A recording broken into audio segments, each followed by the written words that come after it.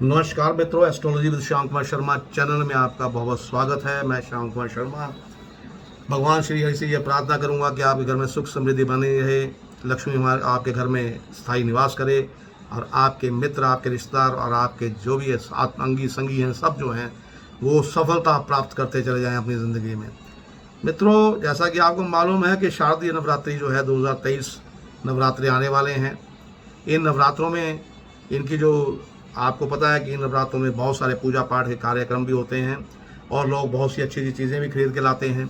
लेकिन कौन सी ऐसी 5 चीज़ें मैं आपको बताऊंगा जो अगर आप इन नवरात्रों में खरीदेंगे तो आप माँ दुर्गा आप पे बहुत प्रसन्न होगी और माँ दुर्गा जो है आपका मन चाहा वर आपको दे के जाएगी। तो मित्रों, सबसे चलिए शुरू करते हैं।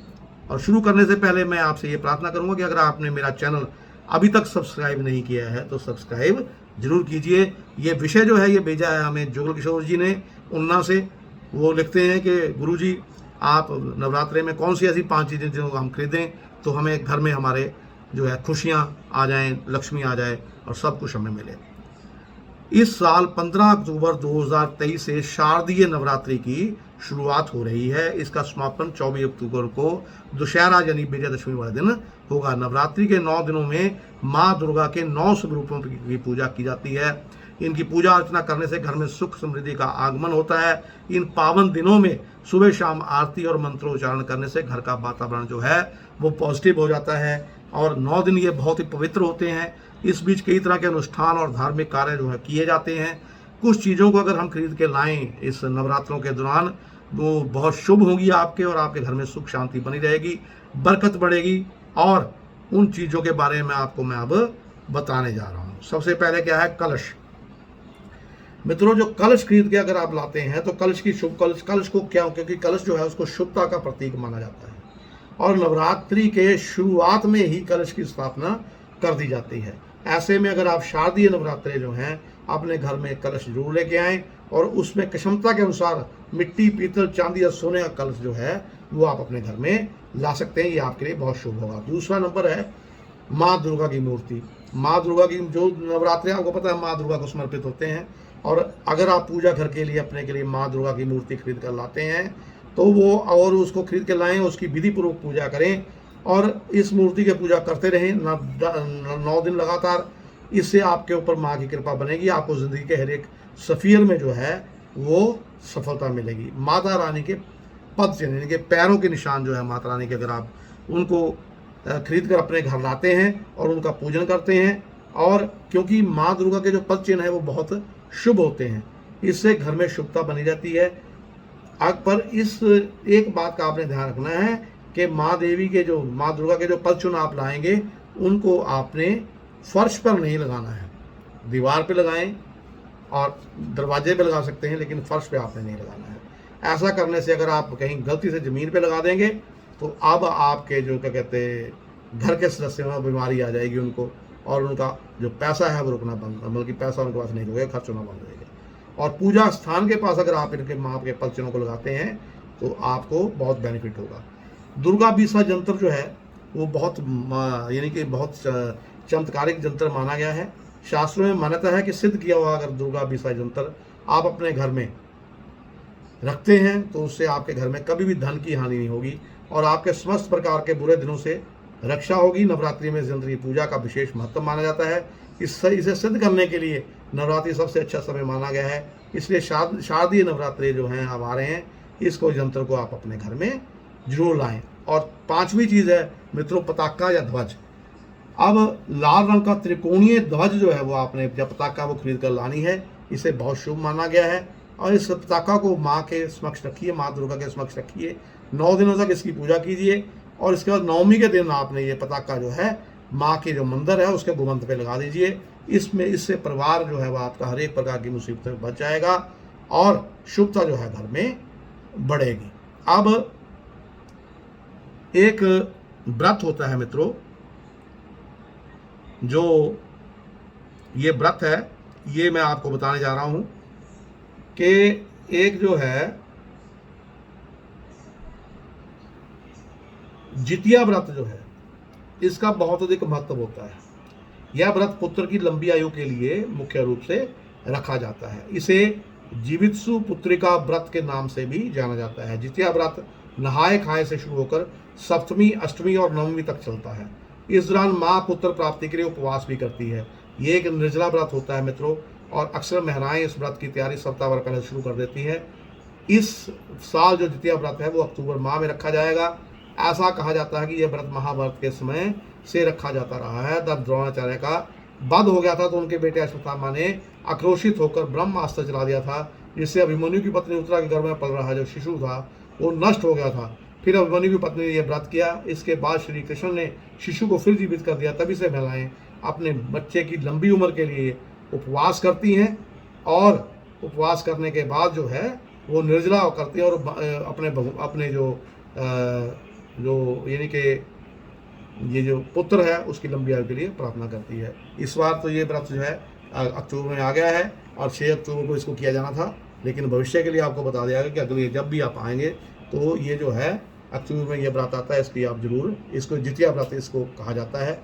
ये आप बड़ा कठिन व्रत होता है, इसको विशेष रूप से बिहार, झारखंड और उत्तर प्रदेश में रखा जाता है। अब आपको और मैं बताने जा रहा हूँ कि और भी कोई चीज़ है जो इस व्रत का जो यानी कि इस व्रत के बाद एक व्रत आप और जो है वो भी कर सकते हैं। वो व्रत मैं बताऊंगा आपको कि पहले तो इसकी पूजा विधि द्वितीय व्रत की आपको बता दूं। इससे पूजा विधि क्या होती है। बिना पूजा के किसी भी उपवास की जो शुरुआत है वो कर नहीं सकते आप। जब भी उपवास रखना है आपने तो आपने पूजा करके फिर उपवास रखना है। और उपवास के दिन स्नान के बाद इसने कुशा से बनी जीमूत वाहन भगवान की जो प्रतिमा है उसके समक्ष धूप द्वीप चावल और पुष्प अर्पित करके विधि विधान से पूजा कर सकती हैं। ये द्वितीय व्रत होता है। ये क्वेश्चन जो है ये मुझे पूछा था जोगल किशोर जी ने, तो उसको इसलिए मैं उनको बता रहा हूँ कि द्वितीय व्रत क्या होता है। लेकिन द्वितीय व्रत रखते हैं कल ही। और क्या होता है, गाय के गोबर से मिट्टी से चील और स्यारण की मूर्ति बनाई जाती है और पूजा करते हुए इसके माथे पर सिंदूर का टीका लगाया जाता है। और पूजा में जीवित पुत्र का व्रत कथा जो है वो आपने जरूर सुननी है, तभी आपका जो मन है जो ये माना जाएगा कि हाँ ये अब आपका व्रत जो है ये पूरा हो गया है मित्रों। इसके बाद आपको एक चीज़ मैं और बताता हूँ, जो अगर यानी कि आप करना चाहते हैं, दुर्गा विसर्जन जो है वो भी आपने देखा होगा करते हैं। दुर्गा विसर्जन जो है ये मैं आपको बताता हूँ कैसे किया जाना है और किस तरीके से किया जाना है। हिंदू पंचांग के अनुसार साल में 4 नवरात्रि आती है। चैत्र और शारदीय नवरात्रि के अलावा 2 गुप्त नवरात्रि भी होते हैं, ये सब आप जानते ही हैं। सभी नवरात्रि की अपनी अपनी अलग अलग मान्यता होती है और अलग अलग विधान है। इस साल 15 अक्टूबर से जब शारदीय नवरात्रि शुरू होंगे तो 24 अक्टूबर को ये विजयदशमी यानी कि उस दिन खत्म होंगे। और इसके अलावा शारदीय नवरात्रि की दशमी तिथि का एक और महत्व है। नवरात्रि में 9 दिनों तक विधि विधान से माता रानी की पूजा के बाद दशमी तिथि पर माँ दुर्गा की प्रतिमा का विसर्जन किया जाता है। नवरात्रि में 9 दिनों तक जगत जननी माँ जगदम्बे को प्रसन्न करने के लिए पूरी श्रद्धा भाव से उनकी पूजा की जाती है। इसके बाद दशमी के दिन माँ दुर्गा की प्रतिमा को विसर्जन कर माँ को विदाई दी जाती है। अब इस साल दुर्गा विसर्जन की तिथि, शुभ मुहूर्त और विधि क्या है ये मैं अब आपको बता देता हूँ। माँ दुर्गा की जो प्रतिमा का विसर्जन दशहरा के दिन किया जाना है। पंचांग के अनुसार अश्विन माह के शुक्ल पक्ष की दशमी तिथि की शुरुआत जो है वो 23 नवंबर को शाम को 5:44 से होगी और अगले दिन इसका समापन 24 अक्टूबर को दोपहर 3:14 पर होगा। और उदया तिथि 24 अक्टूबर को प्राप्त हो रही है, इसलिए दशहरा का त्यौहार 24 अक्टूबर को जो है वो मनाया जाना है मित्रों। अब दुर्गा विसर्जन की जो शुभ मुहूर्त है वो बता देता हूँ।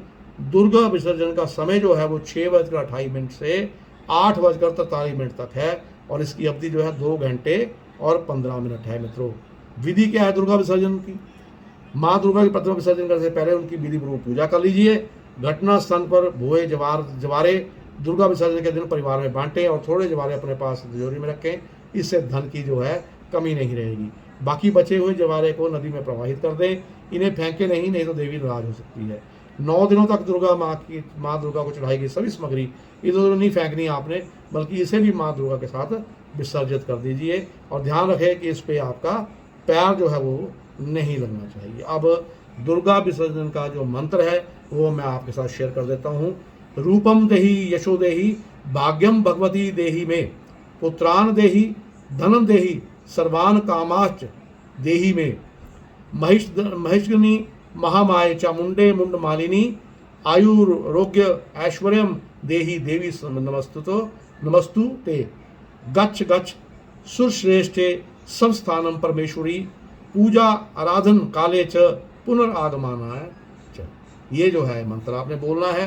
तो इसी के साथ मैं अपनी वाणी को विराम देता हुआ अब आपसे विदा चाहूँगा और माँ दुर्गा से यह प्रार्थना करूँगा कि ये जो नवरात्रि हैं आपके लिए बहुत सारी खुशियाँ लेके आएँ और बहुत सारा शुभ काम आपके घर में हो। इसी के साथ एक आपसे और प्रार्थना है मेरी कि मेरे चैनल को अगर आपने अभी तक सब्सक्राइब नहीं किया, मित्रों सब्सक्राइब जरूर कर लीजिए। अच्छी अच्छी वीडियो आपको देखने को मिलेगी।